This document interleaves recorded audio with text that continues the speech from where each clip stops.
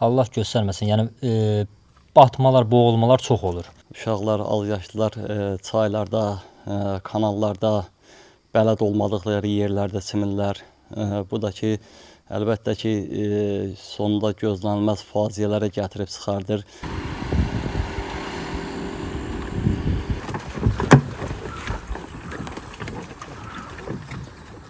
Yay aylarında insanların ən çox üz tutduğu məkanlardan biri də çimərliklərdir. Lakin hər il çimərliklərdə baş verən bədbəxt hadisələr narahatlıq doğurur. Xüsusilə təhlükəsizliyi təmin olunmayan ərazilərdə dənizə və ya su hövzələrinə daxil olanların sayı da az deyil. Xilasetmə xidmətinin olmadığı, xəbərdar edici nişanların qoyulmadığı və nəzarətsiz çimərliklərdə çimmək isə bəzən faciə ilə nəticələnir. Çaylarda, kanallarda, göllərdə və süni su hövzələrində çimən şəxslər təhlükənin fərqinə varmadan həyatlarını risk atırlar. Dərinlik, güclü axın, sürüşkən dib örtüyü və nəzarətin olmaması bir an içində faciəyə səbəb ola bilir.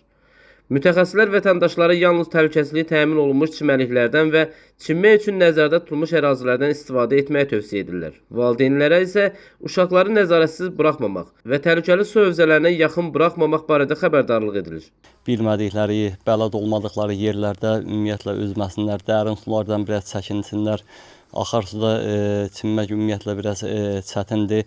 Gözlənilmədən hər hansı bir bədbəxt hadisə baş verə bilər. Ən çox belə deyək ki, boğulmaların olduğu yer kanallardır, drenajlardır. Bizdə məsəl üçün Yuxarı Şirvan kanalında boğulmalar çox olur.